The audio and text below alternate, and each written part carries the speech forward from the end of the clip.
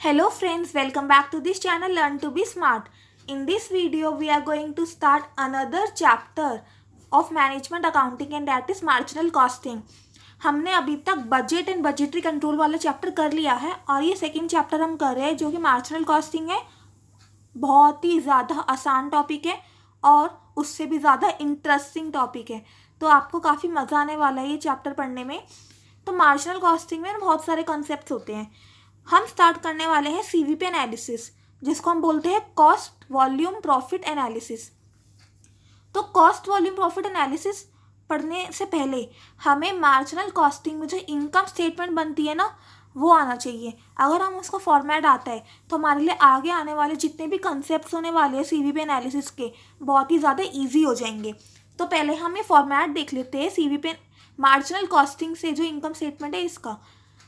ये मैंने आपके लिए ऑलरेडी फॉर्मेट बना रखा है, बहुत सिंपल है. पहले हम लिखेंगे सेल्स, उसमें से जितनी भी वेरिएबल कॉस्ट है वो कर देंगे माइनस, क्या आ जाएगा हमारे पास कंट्रीब्यूशन.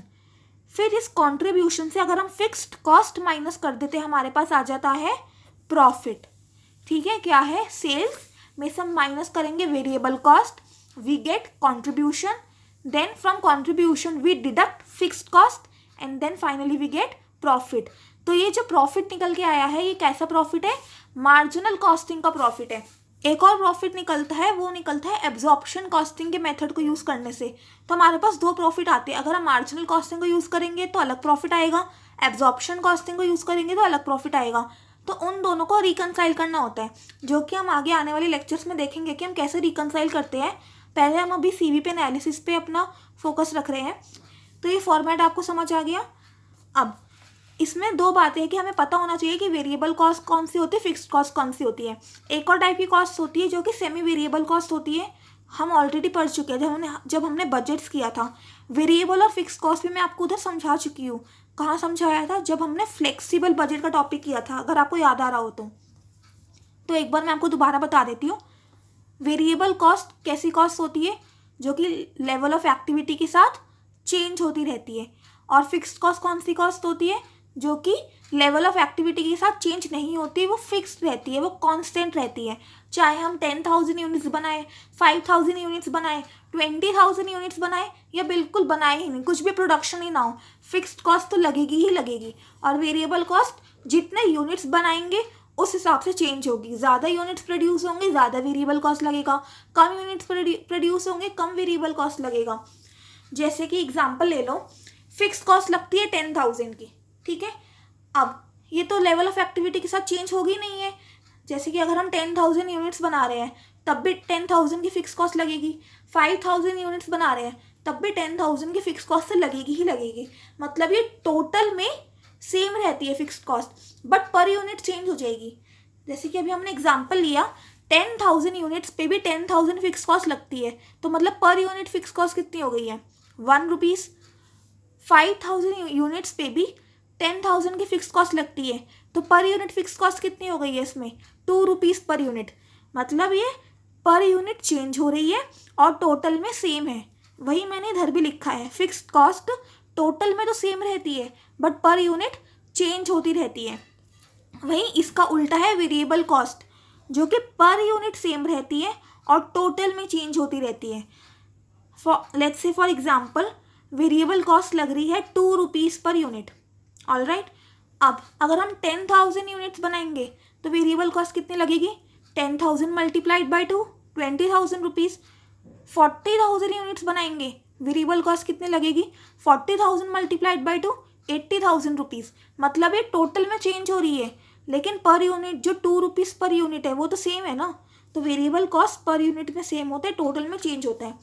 ये बात मैंने आपको दोबारा बताई है, ये हम ऑलरेडी बजट चैप्टर में भी पढ़ चुके हैं. तो गाइस मैं आपको ये बताना चाहती हूँ कि मैंने already budget and budgetary control की सारी वीडियोस बना रखी है, आप उनको भी देख सकते हैं. अब मार्जिनल कॉस्टिंग का हमने फॉर्मेट देख लिया इनकम स्टेटमेंट का, और हमने ये भी देख लिया कि वेरिएबल कॉस्ट और फिक्स कॉस्ट क्या होते हैं. तो चलिए एक क्वेश्चन सॉल्व कर लेते हैं, इससे रिलेटेड बहुत आसान है.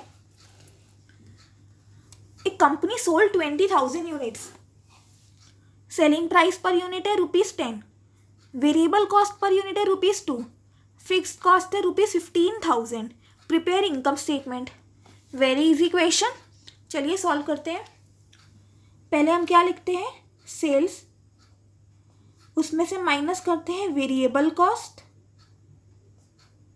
We get contribution.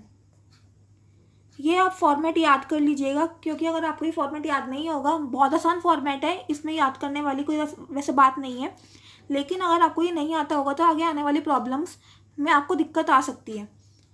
तो कंट्रीब्यूशन के बाद हम इसमें से माइनस कर देंगे fixed cost and we get profit.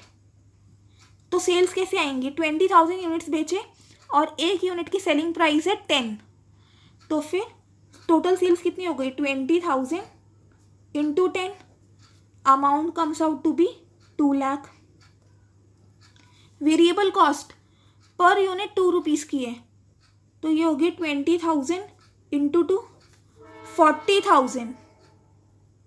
तो ये 40,000 माइनस हो जाएगा, क्या आ गया, आप कंट्रीब्यूशन कितना आ गया, 2 लाख माइनस 40,000, 1,60,000। फिक्स्ड कॉस्ट कितनी है हमारे पास, 15,000 की, तो फिर 1,60,000 में से अगर हम 15,000 माइनस कर देते हैं, हमारे पास प्रॉफिट कितना आ जाएगा, 1,60,000 minus 15,000 comes out to be 1,45,000।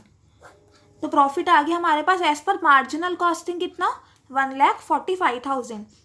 तो आपको समझ आया होगा, बिल्कुल भी इसमें मुश्किल बात तो कुछ है ही नहीं, बहुत आसान टॉपिक है। आगे आने वाले जितने भी कंसेप्ट है वो भी बहुत इजी है मार्जिनल कॉस्टिंग में, और ये चैप्टर काफ़ी इंटरेस्टिंग भी है, आपको बहुत मज़ा आएगा ये चैप्टर करने में। अगर आप पूरे फोकस से करेंगे तो आपके सारे क्वेश्चंस इजीली सॉल्व हो जाएंगे, आपको कोई भी दिक्कत नहीं आने वाली है। तो इस वीडियो में मैं इतना ही रखते हैं, हमने अच्छे से फॉर्मेट देखा।